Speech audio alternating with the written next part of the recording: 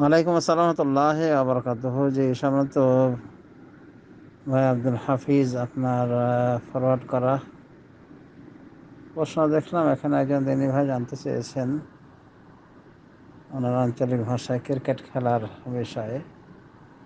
এই ক্রিকেট খেলা বৈধ কি বৈধ নয়, এই ক্রিকেটকে পেশা হিসেবে বেছে নেওয়া এবং এর মাধ্যমে যে ইনকাম করা হয় এগুলি বৈধ কিনা জানতে চেয়েছেন।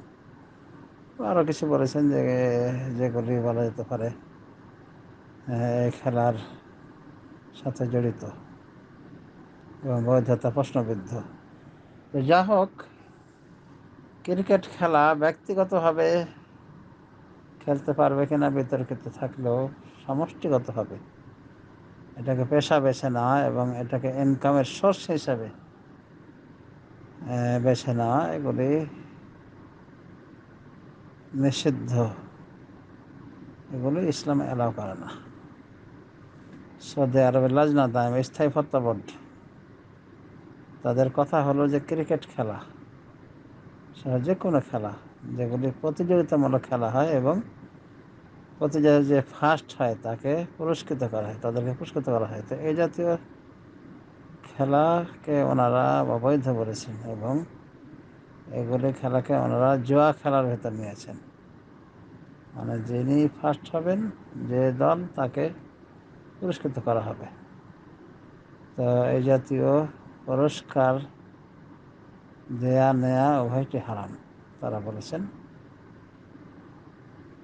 আর এই জাতীয় খেলা দেখাকেও তারা হারাম মনে করেন। তাই এই জাতীয় খেলার অনুমোদন নাই। ব্যক্তিগতভাবে যদি শরীয়তে বিধিনিষেধ মেনে চলে, ফরজের কিছু ত্রুটি বিচ্যুতি না হয়, তাহলে ব্যক্তিগতভাবে খেলা বৈধ হলো। এভাবে এই খেলাকে পেশা হিসেবে বেছে নেওয়া, ইনকামের সোর্স হিসেবে বেছে নেওয়া, এটি বৈধ নয়। আসলে আল্লাহ রাব্বুল আলামিন এভাবে মানুষকে, মুসলমানদেরকে খেল তামাশার জন্য সৃষ্টি করেন, কিন্তু মানুষ অবুঝ। মানুষের অধিকাংশই আজ আখেরাতকে ভুলে গিয়ে দুনিয়ামুখী হয়ে যাওয়ার কারণে খেল তামাশায় মত্ত হয়ে গিয়েছে। তো যা হোক, এই খেলা সৌদি আরবের উলামায়ে দ্বীন সহ অনেকেই অবৈধ বলেছেন সমষ্টিগতভাবে যে খেলা হয়ে থাকে। যার বর্ণনা একটু আগে দিলাম যে খেলার টিম হবে, দুটি পক্ষ হবে এবং পরাজিত পক্ষ বিজেতা পক্ষকে কিছু দেবে, বা উভয় পক্ষ কিছু দিল না, তৃতীয় পক্ষ দিচ্ছে, তাদেরকে বড় ধরনের উপর ঢোকন বিজেতা গ্রুপকে। তো এগুলি সবই হারামি লেনদেন, এগুলি অবৈধ কারবার, এগুলির ইসলামে অনুমোদন নাই। আর যে সমস্ত খেলাতে প্রতিযোগিতা করা বৈধ এবং পয়সা নেওয়া বৈধ, এই খেলাগুলির অন্তর্ভুক্ত নয় এই খেলা। রাসূলুল্লাহ সাল্লাল্লাহু আলাইহি ওয়াসাল্লাম বলেন, লা সাবকা ইল্লা ফি খুফফিন আও হাফিরিন আও নসলিন, কোনো প্রতিযোগিতা চলবে না, একমাত্র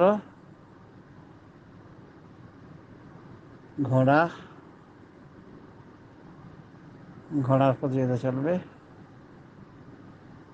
অনুরূপভাবে হাফিরিন উটের প্রতিযোগিতা চলবে,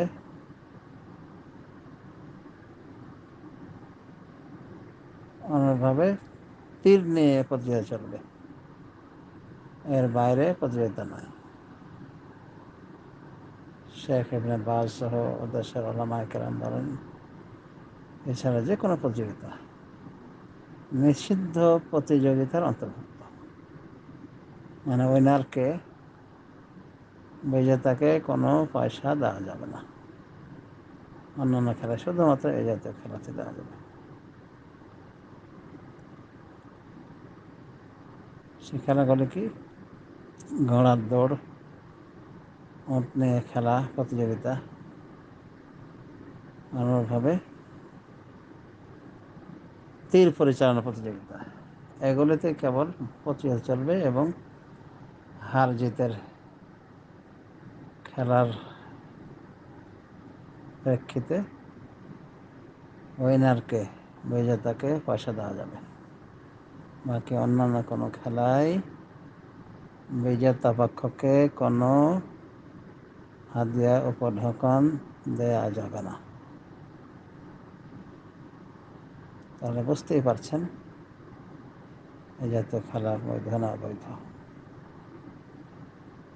তো যা হোক, কোনো বিষয় যদি বিতর্কিত হয়, কেউ বলছে হালাল, কেউ বলছে হারাম, তো এটাই তো পরিত্যাগ করা একজন মুমিনের পরিচয়,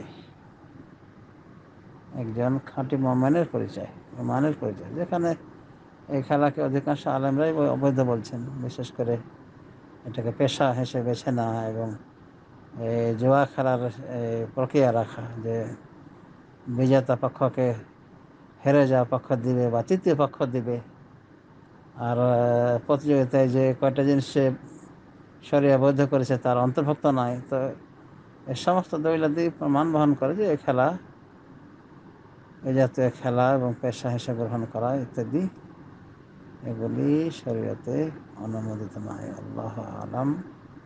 সাল্লাল্লাহু আলা নবিয়্যিনা মুহাম্মদ ওয়া আলা আলিহি ওয়া সাহবিহি আজমাইন।